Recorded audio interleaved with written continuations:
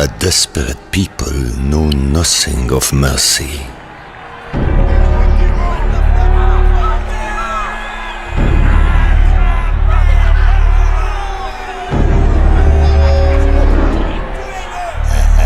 For years, we the people had suffered the cruelty of men too fed to starve, too rested to care.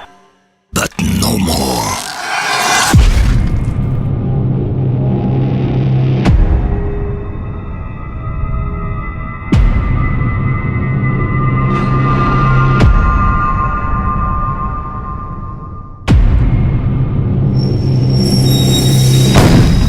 La République had endured years of war and failed military campaigns.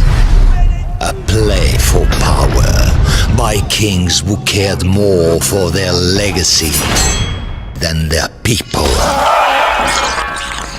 With the nation deeply in debt, the nobility carried on with their lavish lifestyles, ignoring our struggles and levying taxes upon us to shoulder the load for La France. We starved in the streets, tossed aside like rats. No longer would we be left to die. We formed a National Assembly for the Third Estate, our first step in the fight for independence. Yet, we never could have known the dangers that lie waiting. The National Assembly vowed for life.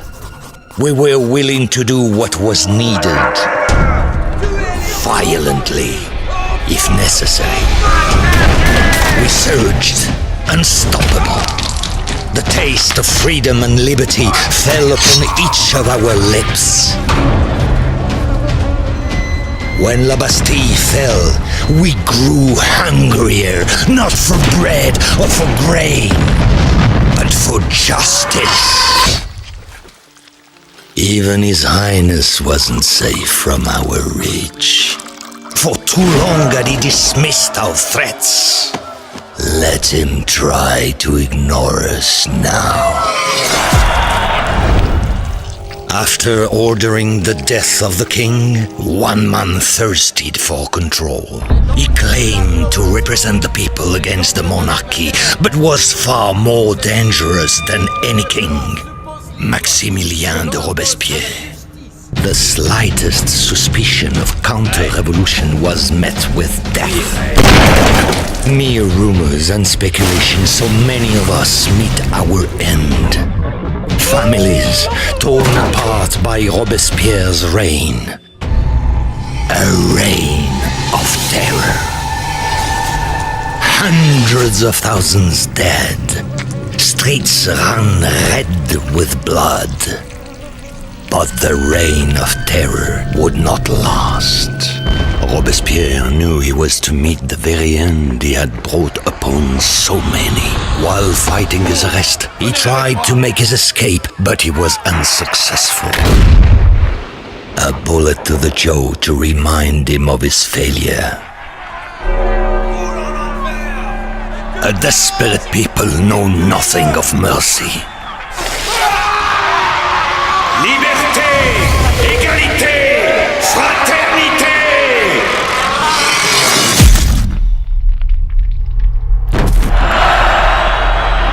This is the history you know. Behind the bloodshed and la guillotine, a different secret revolution awaited. Its story burning to be told.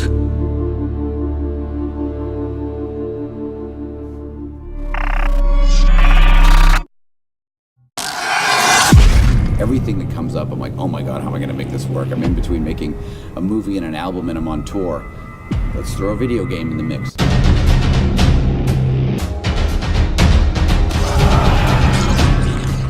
So when Assassin's Creed thing came up and it was all taking place during the French Revolution, I thought that was incredibly attractive because it is such a dark, weird time, yet so visually stunning that I thought, well, at first it seemed like an odd thing for a video game, but after getting deeper into it, I realized that it was perfect. Tony Moore will be, helping to imagine some of this, doing the storyboards and the layout art. I thought, well, he's fantastic, so that'll be a great combination. I'm Tony Moore, comic book illustrator. Most people know my work from The Walking Dead. It's definitely an awesome opportunity to get to work with, guys like Rob and Justin on a project that's got the profile of Assassin's Creed. And, the story itself is really fun because there's no shortage of things to noodle on or, kind of sink your teeth into as far as the subject matter goes. When Ubisoft first approached us about producing the project, they had a very specific outline of some key events that they wanted us to touch on that took place during the French Revolution. So we gave Rob a very specific sort of framework to work with him, but we gave him enough room that he could put his stamp on it and really, put some of his really brutal visualizations to the story. I would look at the reality of what went on in the French Revolution, the way things were done, and I just thought, like, well, it's not like there's tons of film footage of all this going down, other things could have happened, and I would just look at each situation and kind of put my own twist on it and thought, well, that probably could have happened, and this could have happened, or this could have looked like that. I had a lot of fun drawing, it's a simple frame, but King Louis XVI's severed head just laying on the ground, and you can see the kind of like ham steak of the neck. It was awesome because I could, lay it in and put all the details in there. And then when I hand it off to Justin, I don't have to worry that it's going to get misinterpreted because he's probably the one other person I could hand it to who also knows what the cross-section of a human neck looks like. The way that Tony works, it's completely different than the way that I do my layouts. Doing all the detail shots where it's super close-ups of, like a knife in an eye or a severed head or just something spurting out of something. It's really fun. And watching what the post team is doing is really cool, where they're doing like the 3D mapping and changing the stuff that I see is kind of generally flat and turning it into a world.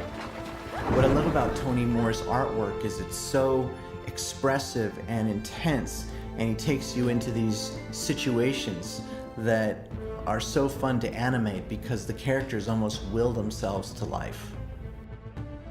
Kyle from New Science really wanted to see how far we could push the envelope, so we developed some new techniques to bringing the characters and environments to life in an organic way that was true to the original art. Really what brought the whole story together was Fyodor, the actor who played the executioner. When we first heard his voice, we really knew that he was the executioner, like he was our guy. He went into a studio in Paris and just delivered just the most incredible performance. No longer would we be left to die. We formed a National Assembly for the Third Estate. Our first step in the fight for independence. The sound for this story required it to carry a good amount of the storytelling. We accomplished that by using a lot of modern sound design with really dark musical cues to try to transport the viewer to this dark place and period of history.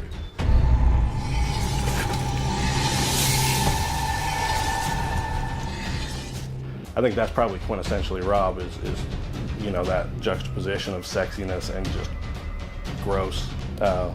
And it's what makes his stuff all work. I think it's probably what's made it work, in his music videos since the beginning and now his movies and stuff too. I got aware of the materials and looked at it. I got, interested and inspired and wanted to be part of it. And once my brain clicks in to be part of something, then I kind of have to do it. It's just outside of the realm of what I usually do, like just enough that it's challenging, which keeps it engaging. And in that aspect, it's been a load of fun and probably one of the coolest games I've ever gotten to work on.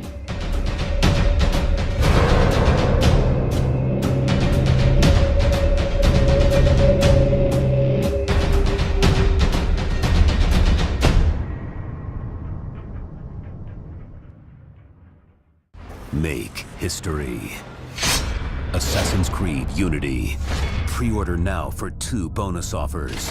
The Guillotine Spin to Win game. Get a chance to win prizes every Friday. And the explosive Chemical Revolution mission. Pre-order now. Available October 28th.